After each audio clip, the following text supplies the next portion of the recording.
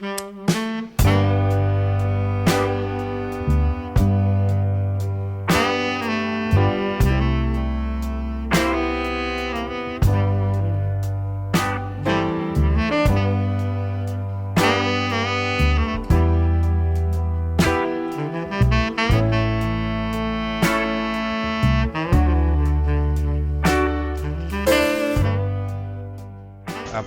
ano. Tagal ko na kasi hindi ginagamit yung kotse. Kaya this time, bala kong improve yung look niya. Sa tingin nyo, ano magandang gawin dito para mag-improve konti yung itsura niya. Medyo nakakasawa na rin kasi.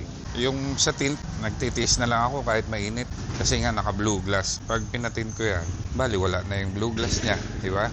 Sayang naman yung look. So ang naisip kong gawin dito today is pinturahan yung mugs. Yan. BBS na copy, ibahin natin yung kulay. Ito. Kung anong kulay, makikita nyo at the end of the video. Kaya samahan nyo ako. Baklasin natin yung gulong para mapinturahan. Sinabi kong babaklasin yung gulong kasi ayoko naman pinturahan to na nakasalpak pa rin. I mean, pwede naman siyang pinturahan kahit nakasalpak. Pero yung overspray mapupunta sa brake calipers, saka sa brake rotor. Saka gusto ko rin linisin yung mag sa labas, saka sa loob. Kaya mas mabuti pang baklasin na lang, di ba? So tara, let's do this. Sana nandito pa yung pantanggal ng center cap. Ayun. Yan.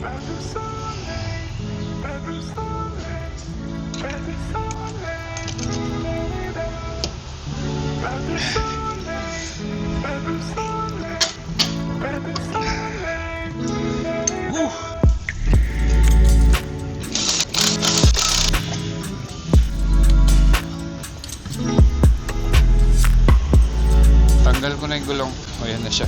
So lilinisin ko lang mabuti to, mga gulong, harap at likod. Tapos papagaspangin ko lang tong surface para kumapit yung bagong paint. Silipin muna natin to.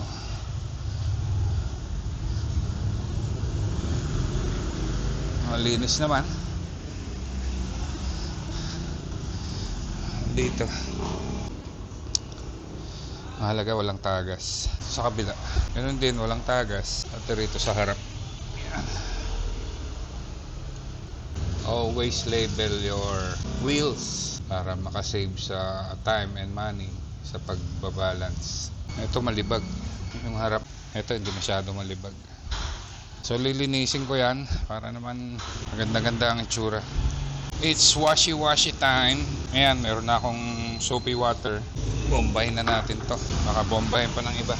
Yun sabunin ko mabuti to para matanggal yung mga langis-langis sa surface. Para naman may konting laban yung bagong pinturang i-coat natin dito. Mahirap kasi yung buga ka lang ng buga.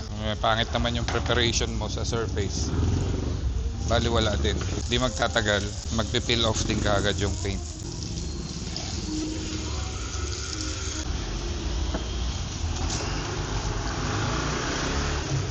So remember guys, sa isang video ko, nabanggit ko nga na ito yung bala kong gawin sa gulong.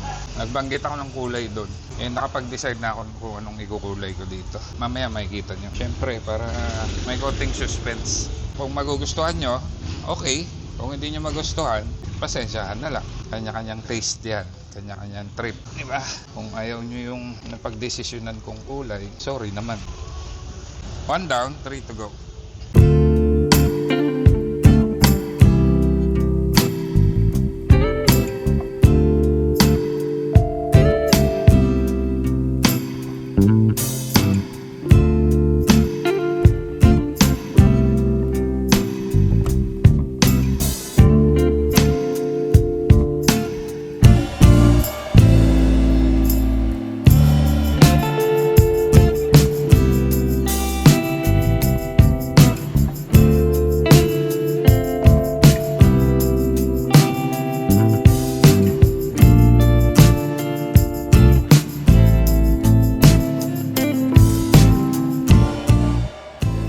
Ito naman mga center caps. Ang una kong balak ay masking tape itong bilog na to, tsaka itong BBS. Pero nakita ko sa likod natatanggal pala. Mas okay. Tanggalin ko na lang to para hindi na matrabaho, hindi na tatakpan ng masking tape. Yun. Dali lang. 1, 2.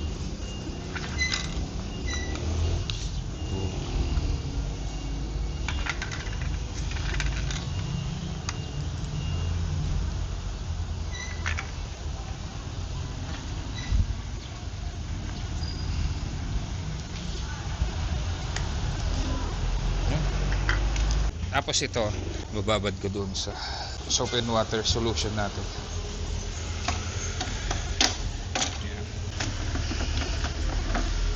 By the way, bago nga pala ako magpatuloy, gusto kong batiin yung Lancer Backstep Pilipinas happy anniversary. Nagkaroon sila ng gathering and meet kahapon sa Quezon City yata yun. Sayang, hindi ako naka-attend. Medyo malayo kasi. Shoutout na lang sa mga dumalo. Congratulations. Many more years to come. Happy anniversary. Lancer Backstep Pilipinas. It's liha time. So ito ang gagamitin kong liha. 800. 600 sana gagamitin ko kaso wala akong ganong kagaspang. Kaya ito na lang. Hindi na ako gagamit ng mas magaspang dito kasi hindi ko naman i-strip yung paint ng mags. Papagaspangin ko lang. Pinaka-ideal, i-strip sol yung original coating para bare metal. Kasi tamad ako eh. Kaya papatungan ko na lang to. Pero at least kahit paano, lilihain ko to para naman kumapit ng gusto yung paint. Babasahin ko na lang yung liha para suabe. Ganyan lang, gagasgasin ko lang yung surface. Hindi ko naman papadapain yung pintura. Hindi ko naman sasagarin talaga. Mahirap lang dito sa mga ganitong mags. Maraming singit-singit. Maraming surface area. Isa-isahin mo yan. Lalo na yung mga ganyan, no? Dito, sa ibabaw. Hirap abutin yan. Okay, nakaisa na ako. Tangina, mahirap to, shit. Kasi pinakailaman ko pa to. Nahimik na eh. Wala kasi ang magawa. Basubo na ang puta.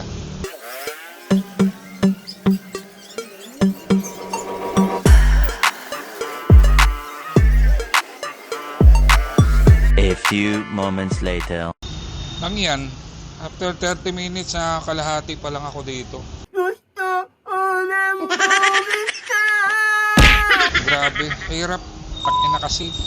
Nahimik yung mga gulong, pakialaman. Aray ko. Yung liha, since wet sanding, nadudurog, tsaka lumalambot. So, ang hirap ipasok sa mga masisikip na areas. Kaya pinalitan ko. Gauge 0 na steel wool. Pwede rin to pang gas-gas. Tsaka may isa pang pwede, yung Scotch Brite kung tawagin, yung kulay green. Pero try ko muna to. Ang hirap, taragis. Ay, Diyos ko. Ba't kasi ginawa ko pa to? Ay! Wala, hindi umubra tong steel wool. Masyado mahina. Matapos ako dito mga December. Fucking mother bloody fucking. Ay, natapos din, lihain. Grabe, pinahirapan ako nitong mga to. Yung mga gulong tapos na, pero yung mga center caps hindi pa. Panibagong hirap na naman yan. Ayun o, kita nyo yung mga gas-gas. Ayan, ginas-gas ko na yan. Tapos ito naman, titirahin ko ng watermark remover. May mga amag-amag kasi tignan ko kung madadali pa sa watermark remover. Tignan mo tong logo ng BBS ang gaspang. Tignan ko kung mapakinis ulit. Bakbak na. Remember, gamit tayo ng gloves.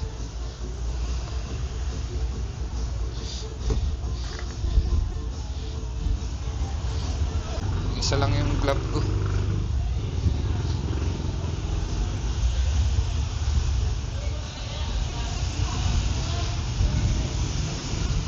Tingnan natin kung uubra.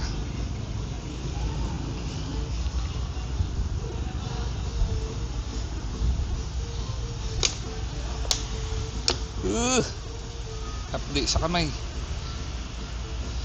Gumamit nga ng glove. Isa lang piraso lang naman. Tas banlaw. Tingnan natin pag natuyo. Ito na yung ginawa ko. Isang piraso. Tignan nyo. Natuyo na. Ha? Kumintab na siya ulit, di ba? mawala yung mga blemishes, yung mga amag-amag tsaka watermarks, lalo na dito sa black part. So ito itsura nung isa, puro amag, hindi ko alam kung ano yan eh. Tingnan natin, ito talaga mabisa ito eh, itong watermark remover natin eh.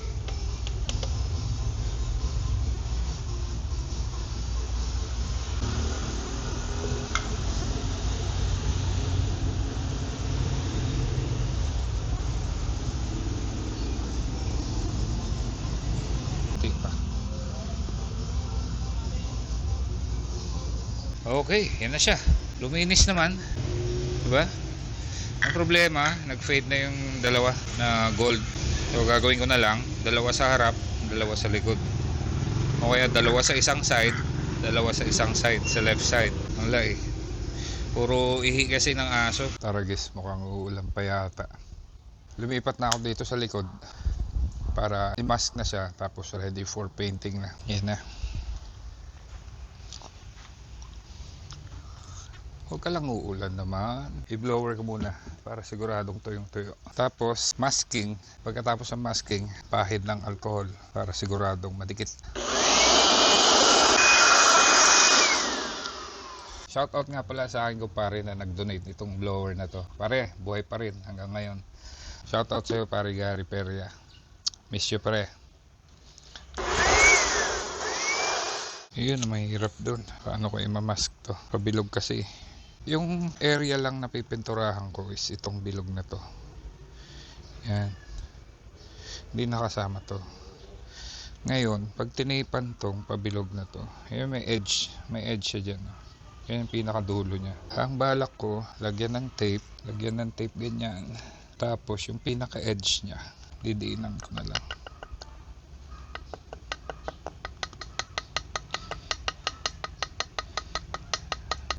Para mapunit. Yan, ganyan. Diba? Kaso wala palpak. Nakapag-mask na ako ng isa, o bali ganyan itsura niyan.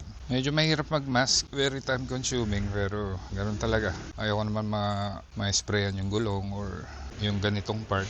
Kaya tiyaga lang. So one down, I have to do this 3 more times. Ayun na nga, umulan na ang animal. Ilang araw akong hindi gumawa, hindi umulan. Ngayon gagawa ko, umulan naman. Oh, yan na.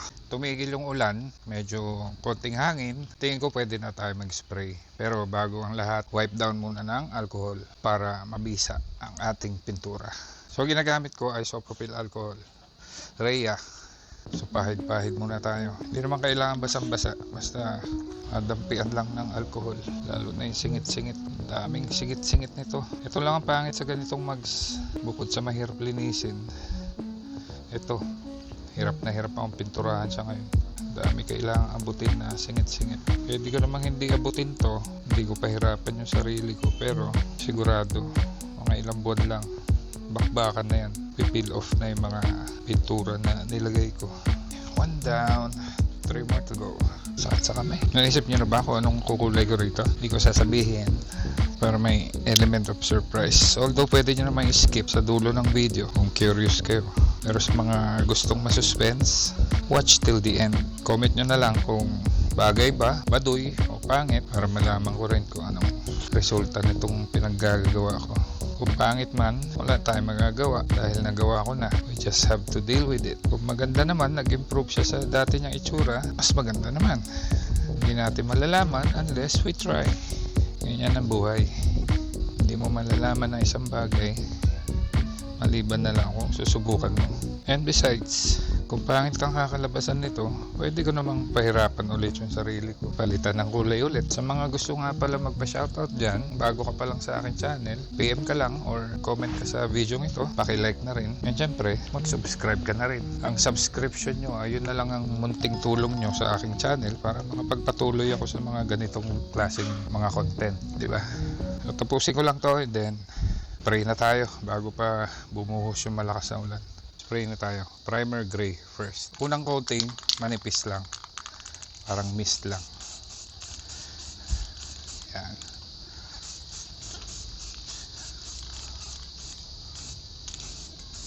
Bango talaga ng pintura.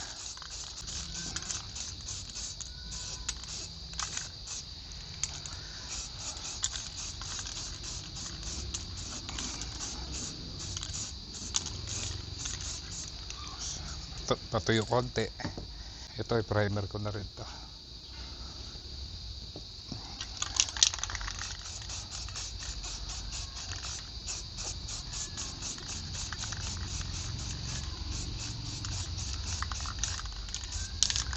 Mga 3 coats ng primer gagawin ko para medyo hindi naman masyado makapal, hindi rin masyado manipis. Then na yung ulan. No! Ayun na, silong ko muna to. Umuulan na. Wah! Visit. Pagpabukas pa yata. Pero hindi. Tatapusin ko to ngayon. Dahil bukas, tatama rin na ako. Tumigil akong magpintura. Yan, tumulan. Hop! Uy, tumitigil na siya. So pilitin ko matapos today yung pinipinturahan ko dahil ayokong natetenga yung trabaho kasi tinatamad ako pag susunod na araw na naman.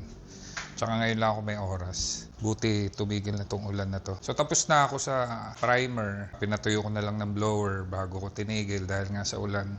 Inspeksyonin natin kung naapektuhan ba siya ng ulan kasi medyo malakas yung anggin ng ulan. Pero sana natuyo siya in time bago siya mapatakan ng tubig.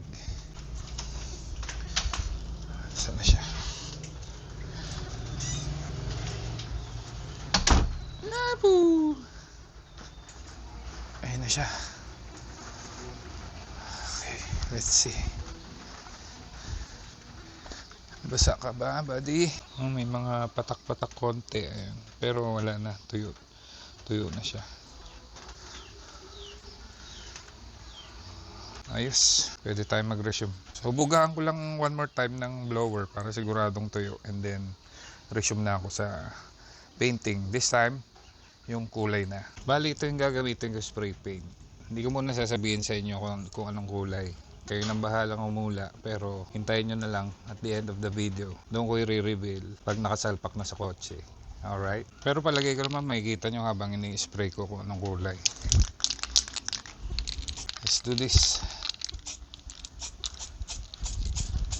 Mahangin.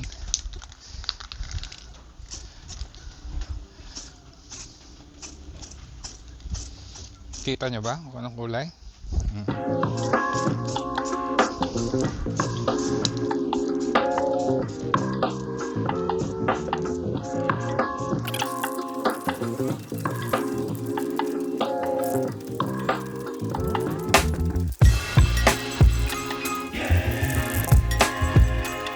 Okay, tapos ko ng pinturahan yung color. Patuyuin ko lang ng konti and then clear coat na. Tapos na ako mag-clear coat. So habang naghihintay akong matuyo yun, kailangan kasi tuyong-tuyo di ba? Linisan ko tong wheel wells.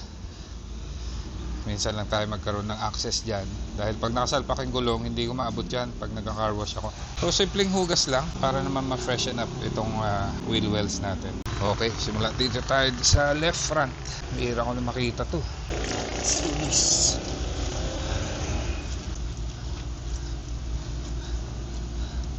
O medyo maluwag to. Sigipan ko na lang mamaya.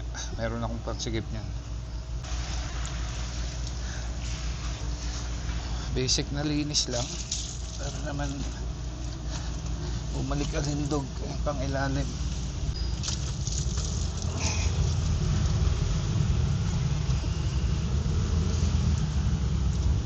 No?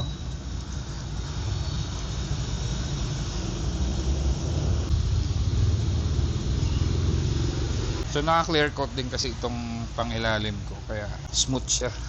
Ang habol ko kaya ako pinagkinis para madaling linisin. Kasi pag magaspang yan, mahirap linisin. Makikita yung ilalim niya. Lipag. Tayo sa kabila. Konting linis para naman maganda yung kalalagyan ng bagong pinturang mags. Ito nga pala, oversized na rotor disc. Hindi ko alam kung saan originally galing na sasakyan to. Nakakuha ko lang to sa junk shop.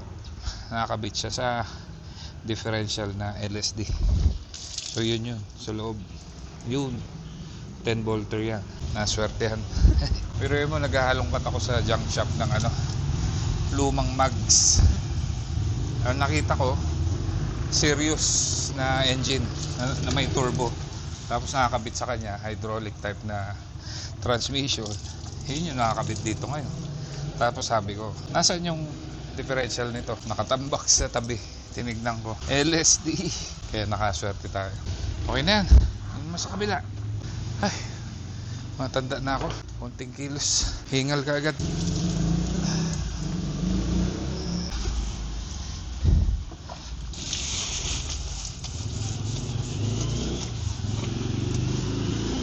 Linis ilalim.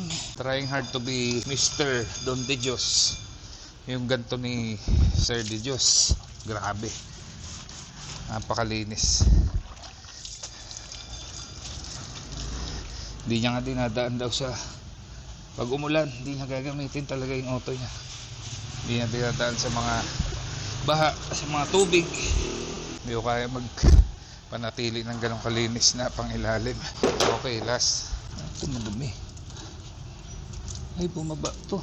Kaya pala, kala ko parang hindi pantay. Bumaba pala siya. I-adjust ko lang mamaya. Nasa 25 lang dapat yan. Kaya pala sumasayad na siya pag ginagamit ko.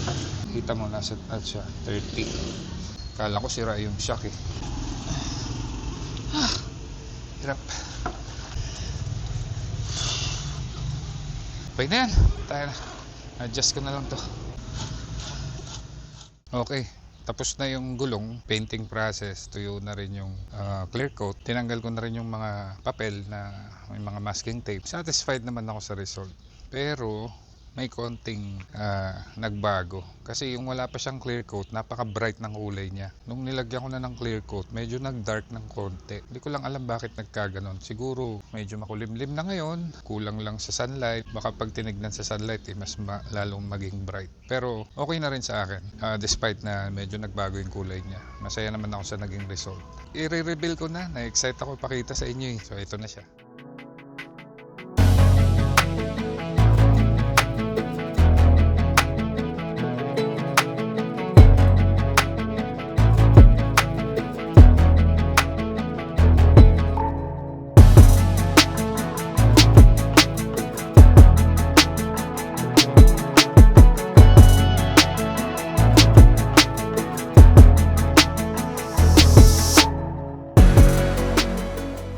So hindi ko alam kung ganyan pa rin kulay niya pag natuyo na siya ng gusto.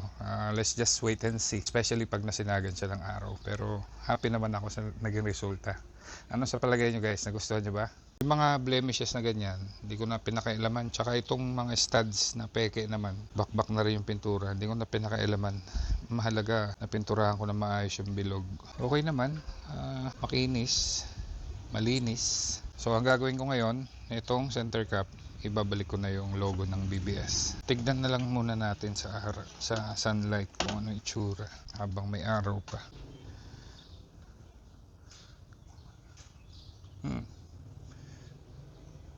Medyo bright. Maginto. Di ba kung natatandaan nyo yung previous video ko, sabi ko pipinturahan ko to, it's either gold or yung kulay ng kotse. Sinilip ko yung reserba kong pintura na yung sobra sa pintura ng kotse natuyo na, kaya tinabanda ako magpatimpla baka hindi rin magmatch. Ito na lang ipinili ko, gold. So sa video mas vivid siya, pero sa actual hindi siya ganun ka dark. Sa video kasi parang gintong ginto. Sana bumagay sa kotse kasi yung may mga kulay talaga ng BBS ganito, diba? Yung color scheme nila, gold and chrome. Pwede na ikabit, tuyo na. Kunting ingat lang.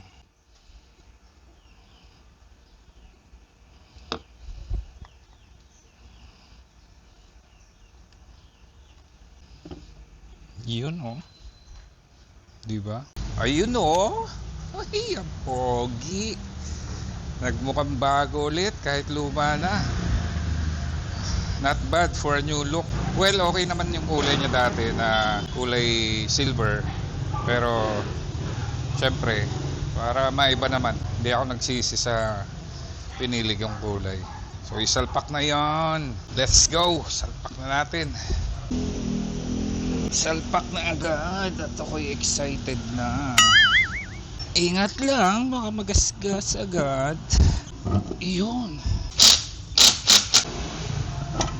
Patugtog na naman yung kapitbahay namin. Wagas na naman.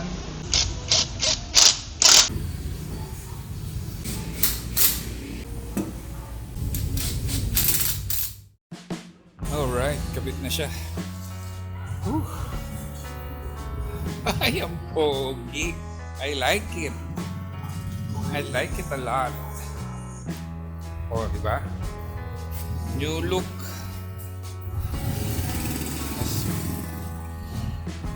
Tanggalin ko lang yung ano. Tanggalin ko lang yung jack stand, tapos hihigpitan ko yung mga nuts. And then, kabit na lang. Tapos, kabit na lang center caps. Nakikita ko na yung mga nuts. Tingnan ako. Now it's time for the center caps. Ano sa palagay nyo guys? Ito pareho sa kanan. Ito pareho sa kaliwa. O sa harap lang to. Ito sa likod. Mas gugustuhin ko yung isang side pareho. Para hindi mo naman pwede makita na sabay yan. Kaliwa at kanan, di ba? So, isa lang ang makikita mo. Pag dinignan nila yung isa sa kanan, ito. Sa kaliwa, ito. Di ba? Kabit na natin.